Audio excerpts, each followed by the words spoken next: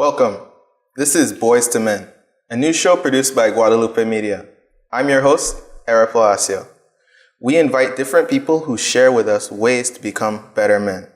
Today I have with us Mr. Collin Estrada, who is a counselor. Welcome, Mr. Estrada. Thank you for having me. So tell us more about yourself. I'm Collin Estrada. I work with the Ministry of Education, the School Counseling and Care Unit. I am married. I have to Zaira Estrada. I have 3 boys, Emery, Lewin, and Isini. And my work with the School Counseling and Care Unit has allowed me to work for the past 10 years with children, teachers, families, over a wide spectrum of different disorders and different problems that families have. Okay. So you've been working with young people for over a decade. Yes. I wanted to ask you if there are any issues that you find to become quite commonplace when dealing with young people over all your years of experience. One of the most common issues that we have is parents come because of what they consider a dysfunction within the family. And that dysfunction is usually placed on the child. And when you go a little bit deeper, then you find out that how there might be some level of the pair having their own differences, their own level of dysfunction, and it comes out in the child in terms of the child is giving a lot of trouble, they don't know why the child is giving a lot of trouble. And so when you go further, you say, let's go into how much time are you spending with the children? What is your level of communication with the child? What is the parenting strategies that the parents are using in terms of dealing with their children? And especially in one of the other things that we look at in terms of Belize City is given the level of trauma that is within Belize City. And some of the families, they go through multiple trauma based on the violence that is within the society as a whole. And then a third issue will be that how we get reports from school that children are having behavioral issues in terms of sometimes it could be whereby they're self-cutting, whereby they're bullying, whereby they have attention deficit disorders, those sort of things that we get into the classroom from the teachers. All right, so it seems like you're saying that when it comes to family issues, it's usually never to be found that the children are the sole issue, but rather the parents might need to be evaluated as well, among other factors. When you look at it, right, the child is born into a setting. And the setting is what? The first setting that they're introduced into is the family structure. And so that is where children learn how to be humanized. And so the different parents, they come with their different value system. Okay? And when you have those different value systems, they can be somewhat conflicting. I'll give you a simple scenario. You might have you and your brother. You have the same parents, and you live in the same house. But what might happen to you is that you might think that how your mother loves you more than your brother, okay, and then your brother might be jealous. And I'm just using that clear scenario whereby you can live in the same structure, the same household, but you have different views and different perception on how you're treated. So imagine now you have 2 persons that come from 2 different walks of life, okay? And at first it is all fine and dandy, but afterwards when you get more intimate in the person, you start to focus or you start to see some of the flaws that the person has, okay? And the gap and the tool to bridge the gap is not being used that much, which is communication. So then what happens when you start having children and you have a dysfunctional, intimate relationship? Who suffers at the end of the day? it's most likely that the weaker persons within that family structure suffer, who end up being the children. Yeah, that makes a lot of sense when it comes to the child being like they experience emotional trauma as well from their upbringing. And in your talk, you spoke about people carrying childhood wounds that follow them throughout their lives. So I was wondering if you could elaborate on that. Yes. When you look at it, you could have in the areas of abuse that have not been dealt with, because a lot of times you find out that how even as people grow up, they have what we would consider mask, or they would carry the wounds from childhood that they have not been telling anyone because they did not feel secure to be able to tell the person. And we have to be able to look at the child abuse. It might be in the parent not being there, okay, whereby the parents who migrate, they leave their children, they're left with grandparents. And what happens is that they carry that emotional wound with them, okay? The incidents of sexual abuse, if it's not taken care of, they also take what? They also take that wound with them. And then if you look at some accidents that might occur, so those sort of things in terms of the wounds that people carry with them can impact them in their life now, because it has not been taken care of, it has not been dealt with properly, and especially when it is not dealt with, then you ask, why is the parent so overprotective? What is there that we're not seeing? What has happened to that person when they were growing up? What signals or what did they witness within their childhood in terms of being able to not move forward? And then the other portion about it is that what are some of the parents' expectation in terms of the careers that they wanted to have? Okay? Because there are times whereby you might see the person could have been wanted to be a liar, but did not have the opportunity to be a liar. May have wanted to play some musical instrument, but money was tough, so they did not have that amount of money at the time to go and play the piano, the violin, to travel. And so what happens is that the dreams that the parents and the expectations that the parents had for themselves is superimposed on the child. And that superimposition then does not allow the child to be their own person. Okay? And even in terms of grades, I want you to get so 90s, 100s because you are supposed to do that. That is my expectation. And because the parent did not even get that themselves. So those are some of the things that we also have to be able to look at in terms of what are being imposed upon the child. So to say it then, the wound is basically any kind of trauma that affects someone as a child, and they usually try to internalize it, but this causes turmoil later on in their lives, and it can be manifested in a different way, such as overprotectiveness or maybe verbal abuse of their own child, and it can follow them. Yes. And affects the lives of their child as well. And then some of the other things that because it does not necessarily mean that how that person has to go through those trauma, but it could also be something that they might have witnessed with friends, okay, or within the society that affects them to be able to impact their child at the end of the day.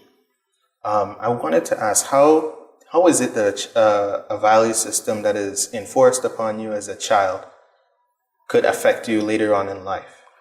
It could affect you in various ways, and in a lot of instances, it could affect you in a positive way, and then it can also affect you in a negative way. Let's use, for example, the parent being super results oriented, okay, and that's the person value system. You're supposed to get all of your grades 190s. And so when the child brings over an 80, it is not good for the parent. And so what happens then is that the parent tells the child, couldn't you bring 100? Or couldn't you bring a 90? And what that essentially does to the child is telling the child that how they might not be good enough. Okay? And then one of the other ways in terms of the value system is that you might have some simple value system of being honest, and whereby you don't take what is not yours. And so parents then take the child back to where, or question them about where did they get the pencil from, where did they get the pen from, where did they get the money in terms of what they're bringing from school. So you have the value system of being honest, whereby that is a good thing, and the child is questioned about it, and then the items are returned, and so you're also looking at other value system in terms of service. Okay, it's not just getting, but also giving out. And so when parents are able to take their children out to go and do community service, volunteer work, those impact the child in a positive manner in terms of being groomed to be an adult. And then there are some parents that would tell you that how the children, they have to be able to make decisions, because decision-making, problem-solving also helps the child for when they become an adult. And so we just can't wait for them to become adults to make decisions. So those things also are given, and they're taught within the realm of the family structure. I can give a personal, I guess you could say, testimonial towards that in the terms of a positive value system. When it comes to me and my brother, especially as children, whenever, you play around the house and everything, and you talk to one another from as far back as I can remember, I could never tell my brother, oh, you're stupid, oh, you're dumb. Yeah. No insults. If you hit somebody and they don't appreciate the way you were playing around, you have to apologize. Yeah. You have to respect people's personal space. And even if I didn't understand why someone didn't like, if I made a comment about, oh, you're tall, oh, you're short, this and that, I was told not to disrespect people. Yeah. And that carries on into nowadays, where it doesn't matter if they're a stranger. If I don't like them, I'm not going to disrespect their personal space, their values, their beliefs, because that's not my place to try and judge or to discriminate towards them against that. So that's one thing that I think you discussed in terms of someone keeping the good values that were instilled in them as a child. Yeah. I wanted to also ask you about violence when it comes to in the home. Violence in the home, physical abuse, not only towards children, but towards between the parents, and how that can affect them, how that creates them to be a person later on, and how does that affect them as they grow older? It affects them because what you have then is a normalization of violence. And what children see is that it is normal to do so. Okay? And what happens is that it goes into because the children won't be children for too long. It goes into adulthood, whereby the children within the setting, if it is a boy, he sees that daddy is hitting mommy or mommy is hitting daddy, that becomes normal. You have the young ladies, they see that how their parents treat one another in that way, and so it becomes normal. Okay? And let me even take it a step further so that we're able to even understand in terms of even video games. The violent video games make killings, make violence normal. And what happens is that our children spend many hours on them in terms of what? In terms of just the mere violence, the mere visual and audio stimulation that is there. Okay? And so those things too, we also have to be able to see how often are children on the devices, for how long they're on devices, and have we as parents allowed the violence to just get into the house through the video games? Because at the end of the day, how do we then learn how to take it out of our minds and deal with it within the society whereby it is not tolerated? Because if you look at some of the games, for example, you get extra points for shooting somebody. You get extra points for killing a cop. Okay? And there are just some horror stories that you hear in terms of how long young men are on the devices. And what happens is that it becomes a parenting tool, which shouldn't be. I give you the device so that I'm not bothered by you saying that you're bored. I give you the device so I don't have to look for something for you to be able to do. I give you the device so that then you can be out of my way. Yes, that's a good point. So what happens is that the devices become parents. Yes. And this kind of leads into how a person can become a parent if they're not responsible, even for themselves. And I want us to, after a short break, I want us to get into this topic. So we're going to take a break for now and we'll be back.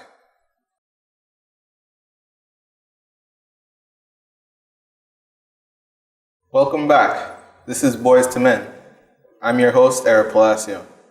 Today I have with me Mr. Collin Estrada, and we were speaking last time about how a parent should be able to raise their children on their own without the aid of devices or electronics, and should be only using those things as a supplementary type of device. So my next question to you is asking, what is the importance of having a person be responsible for themselves before they're responsible for another human being, let alone their own child? And it's a good question. And one of the things that we have to be able to look at is, emotionally, are we ready to have children? Okay? Did we plan? Okay? Are we in the right relationship? Okay? And when we look at those things, there are times whereby those level of responsibility we do not look at. Okay? We ought to be able to teach our girls, and also we have to be able to teach our men about responsibility. And one of the first things that we have to more teach our men is the act of sexual responsibility. And why is it that I'm emphasizing on the men? The women will stay with their children. They carry the children. Our men tend to do what? They tend to want to run away. Okay? And it is a conversation that parents must have with their boy child. When it becomes the teenage years, it is the time to sit them down and to be able to talk to them about sexual responsibility. Because what we see in our society is that we can see men who are sexually irresponsible, who don't want to take care of their children, their child, because of what? Because of not having that responsibility. Even up to the point in terms of relationships. That's why there is the song from Percy Sledge. And then we can say, it says, take time to know her. But we can also change it from take time to know him. Because a relationship should be one whereby there is the courting stage. And the courting stage is telling you is putting down the groundwork, the foundation. How is this person going to treat me? What is it that I like about the person? What is the white elephant in the room that we need to talk about? Do I feel secure around you? Do you listen to me? You don't listen to me. Do I have the opportunity to be better around you? Or is it that when I'm around you, I can't talk to my family members, I can't talk to my friends, I can't do anything? Okay? And we have seen whereby we have looked at some relationships and the person has 4 children before. The person falls in love with that person, and then you ask the person, is that gentleman taking care of his 4 previous children? And the person tells you no, but then they end up having number 5. So then where is it that we're taking the time to analyze what we're going through? And even as parents, what are some of the messages that we send to our children when they are young?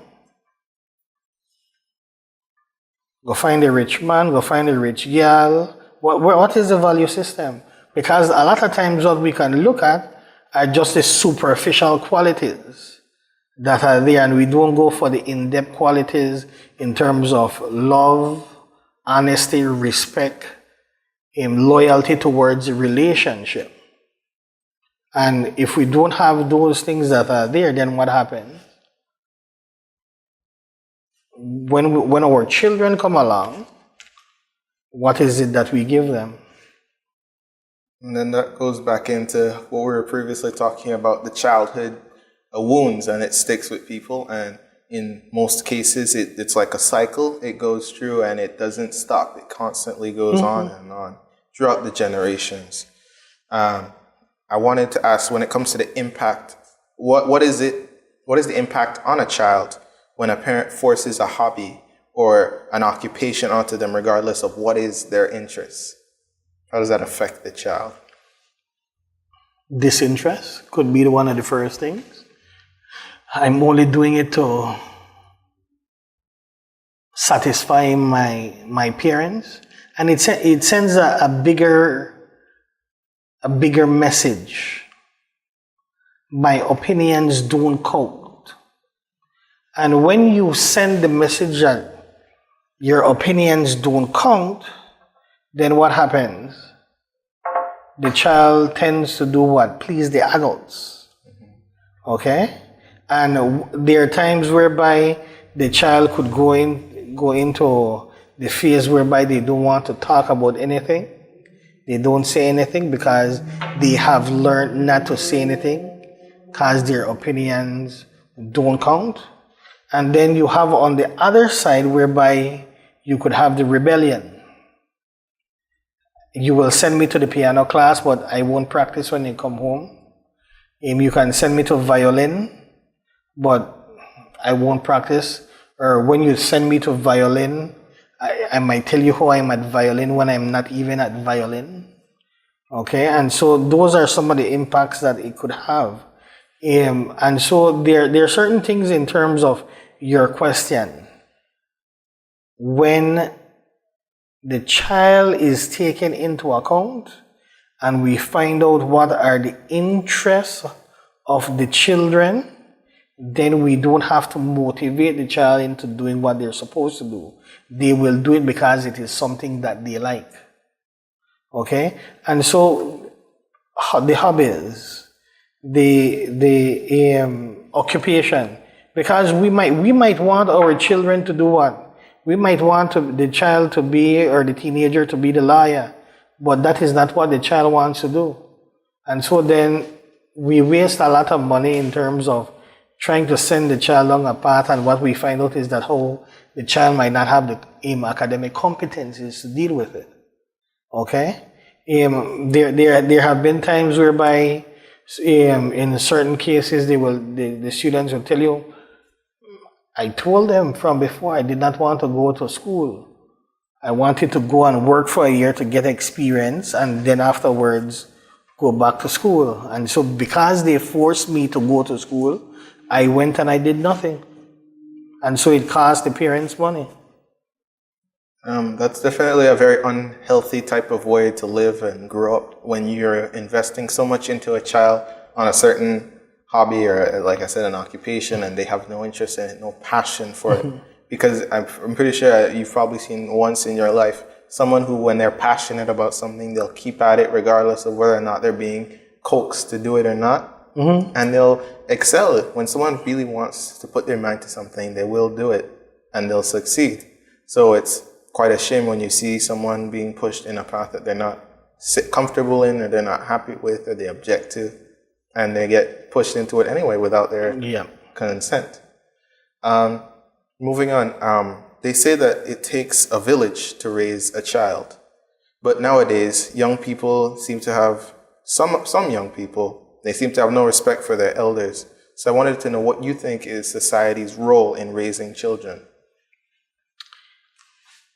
I will go back to a simple thing for you so that you're able to understand. I grew up sometime in Punta Gorda and in the Stann Creek district. And while being in Punta Gorda, I used to always frequent Barranco. Okay? Because my mom is from Barranco and family members are from Barranco. And in the 1980s, what you would have is that any adult would be able to tell you about how you're behaving.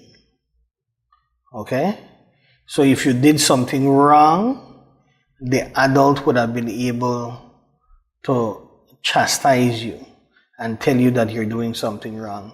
And then even when you would go home, they would be able to tell your parents that how you did something wrong, and your parents would also punish you based on the gravity of what you did.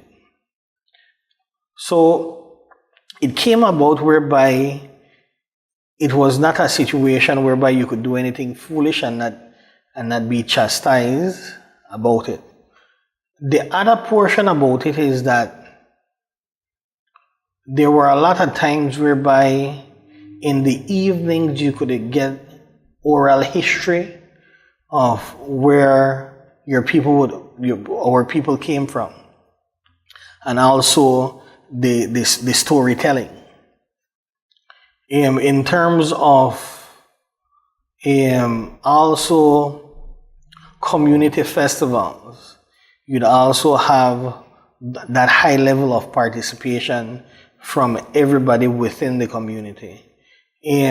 Also up to my time leaving to go to Dangriga, there was something called the Fahina. And the Fahina is where everybody within the village comes out and clean the village. Okay? And so what happens in that is that you have a sense of community. Okay? Now, you fast forward and you come to the 2000s, 2018. Where is that community? Where is the generations in terms of caring for our children? Because I could give you a simple example in terms of my own children. They look forward to going to their grandparents, because again, it is what? It is something that they love, the value system. Grandparents will spoil them. Okay? And grandparents would let them do a lot of things. But again, it's still the value system of what is there when they are around grandparents. Society plays a very important role in terms of the value system that is transmitted. We must be able to look at the positive value system that can be transmitted in terms of the value system of what? Hard work. We have to look at, are we working hard enough to be able to move forward? When we look at the value system of honesty, if your wallet drops and somebody is behind you, do they tell you that how it has dropped? Or do they just pick it up and go with it? Okay? The value system in terms of respect. How is it that I speak to you? Do I speak to you in a mannerly way? Am I able to transmit my thoughts the way how I want it to be transmitted? And when we look at also the communication of your emotion, how are you able to do that? And how is that now being transmitted within our society? Because those are some of the softer skills that we need to be able to get so that we're able to move forward, because it would come down to even problem solving. How do I tell you, or how do I assert myself in terms of telling you what you have done is not correct? Or I don't like what you have done. I don't feel safe around you. How is it that we do that? It takes a society. It comes down to the society and how afterwards you're able to broaden your worldview. Okay? That's very true in the terms of allowing the common everyman to be able to correct one another, and that leads to a better society. And after this break, I want to ask you more on how that can affect people in violent or maybe even abusive cycles of life, and to see if even that little bit of good connection with people can help them break out of it. So we'll get onto that after this break.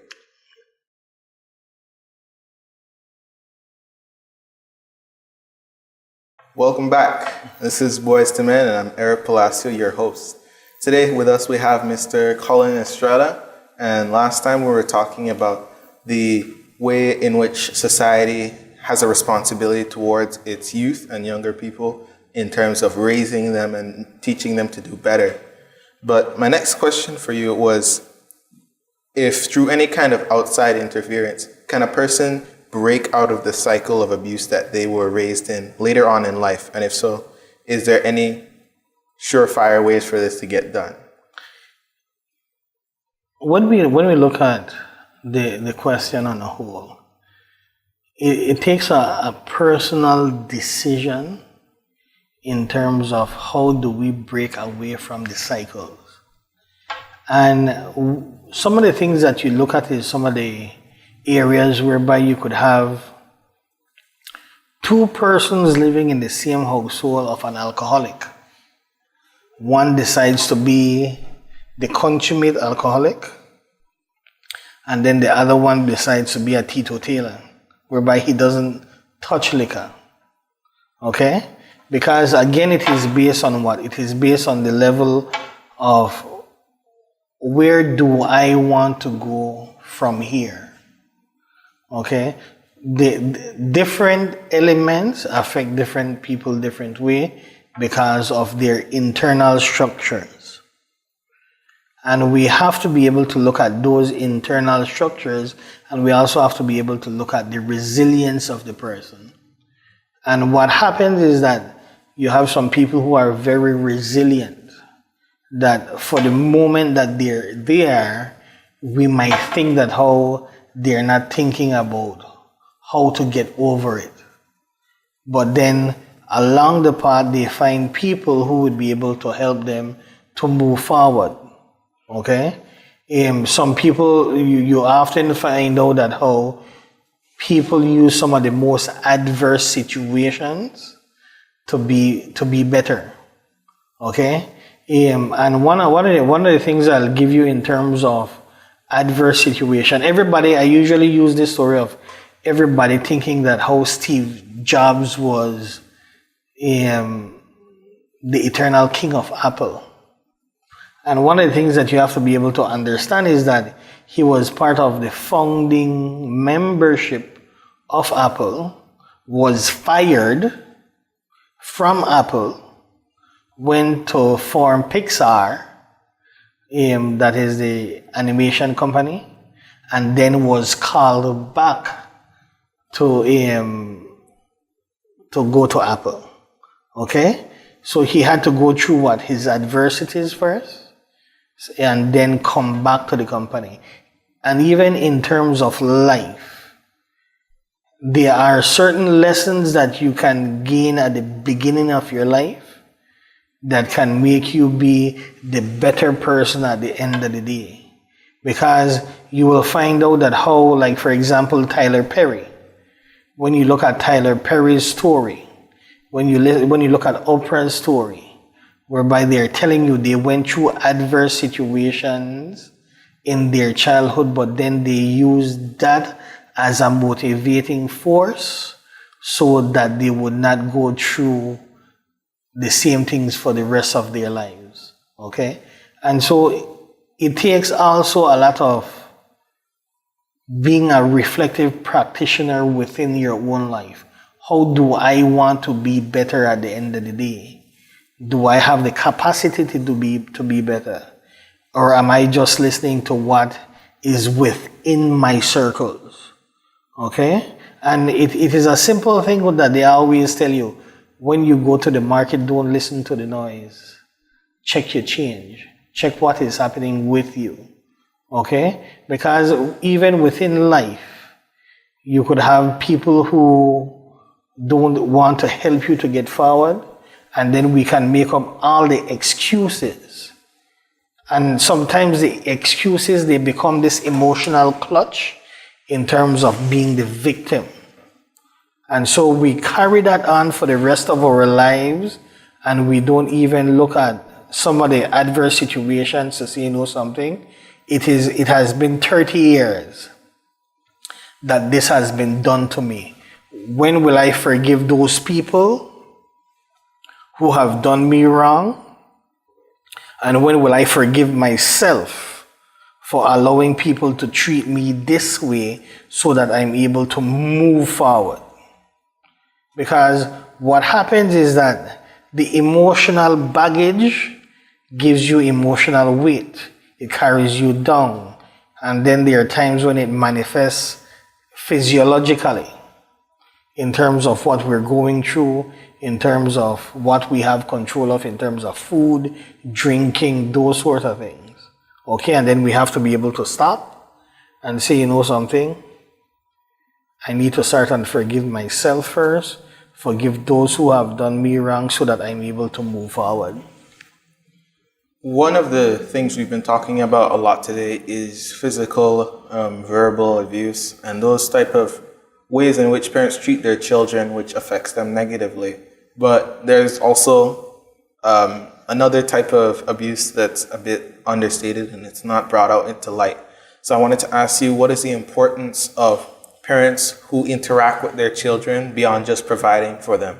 Because there are some parents who believe that once that they do their work and they make the money, they pay for the school, they pay for their clothes and all of that, they don't need to be involved, or they don't feel obligated to know more about their child in that way. So I wanted to know the importance of interaction. It is very important. It is an understatement. It is not just providing the material things. Because I will go back into a scenario that was said years ago. Are we human doing or are we human beings? Okay? And if you take to be and you sort of translate it and you sort of break it down, the first thing is I am. Okay? And so what has to happen is that even if you give the child the latest video games, the latest tennis, the name brand, there will still be a void because we are not just material persons, we're emotional people. And when you look at the emotion of it all, is that children want to know that how they are being accepted, they are being loved.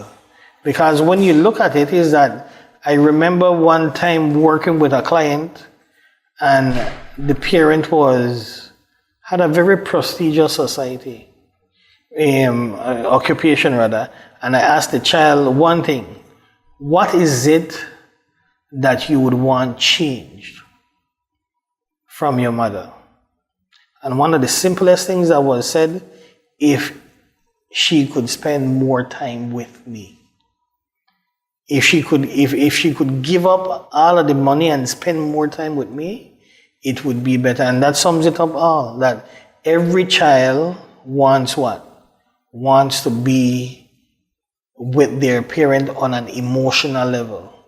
Because what happens if that void is not filled, then they look on the outside. And when they start to look on the outside, then what starts to happen? The person that is on the outside giving them more love has more control than the parents. And then the conflicts, they start to happen. And then the child starts to look at what? The child takes more advice from the person that is outside rather than the parent that is inside, because there is not that sense of relationship, emotional relationship. I don't feel safe around you. I can't give you my inner thoughts. I can't tell you what is happening because there is no interest. Okay, and so essentially, the things that the parent is fighting for alienates them from their child.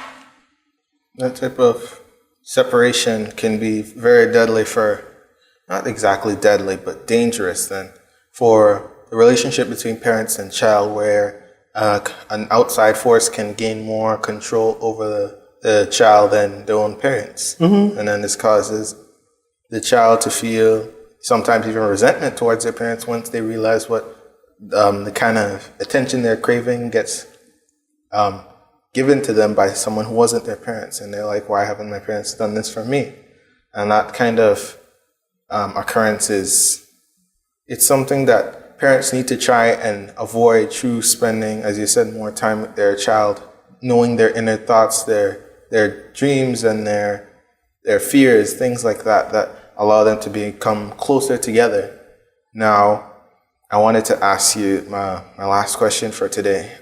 When it comes to the church, what do you think is the church's responsibility towards raising children in the community that they reside in? I would shift the question a little bit,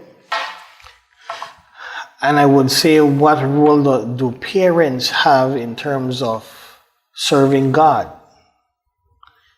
And one of the things that, because when you're parenting, there has to be a supreme being that you identify with. It might be Buddha, it might be Allah, it might be Jesus Christ, it might be Jehovah, whatever. But it has to be whereby parents serve a superior being than they are. Or they have a belief system that there is something superior to them. Reason being is that when you see somebody that does not have that belief system in something being bigger than them, is that they become fearless, and that fearlessness can also be what? Chaotic. Okay? Because what happens is they fear nobody, they fear no one, and it is dangerous. They get arrogant. Okay? Those are some of the things. Now, in terms of the church, if we go back to the history of the church, one of the greatest things why the church was seen as very important is because there were a lot of the social causes and the social injustices that they fought against.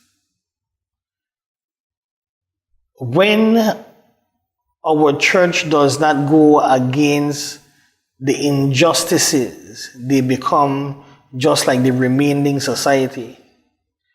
And when they are not fighting for social justice, we have problems. So one of the things that we have to be able to look at is that the church is the anchor in terms of social justice.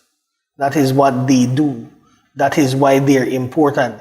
They're the check and balance within society, its people, and the inculcation of the knowledge that either is within the Quran, the New Testament, Old Testament, because at the end of the day, the lessons are there to be able to move forward and see how we're able to get the society correct. That's true, because when it comes to parenting, and especially being a husband or a wife, there are many times where people believe that, like you said, they get fearless, they get arrogant, and they believe that they can do things on their own without any kind of outside help or aid. But it's important to believe, if in one case to believing in God, you have to be able to believe that God can give you the strength to deal with your children, to deal with your spouse. You know, you can't love someone out of your own strength. As much as you wish that were the case, you can't. Mm-hmm. We're humans, and we're subject to flights of fancy. We're subject to failing in what we want to do or what we need to do. And so when it comes to loving one another, be it your spouse or your children, they have to draw that strength from somewhere. Mm-hmm. And so in that case, it could be from God, and that way they can become better people and share that kind of love among their family. As we draw to a close to our show, I wanted to ask you if there's one last thought, any kind of advice or something you wanted to share? Just one last thought is that I think parents should take more time in terms of listening to their children, and spending more time with them. Turn off the devices and be with family. That is one of the things I would say. Turn off and be. It's not just doing, it's being with each other. That's a short but sweet type of ending. This has been Mr. Collin Estrada. Thank you for being here. Thank you for having me. Sharing with me the ways in which parents have an effect on their children. This has been Boys to Men, which is a Guadalupe Media production. I'm your host, Eric Palacio. Until next time, God bless.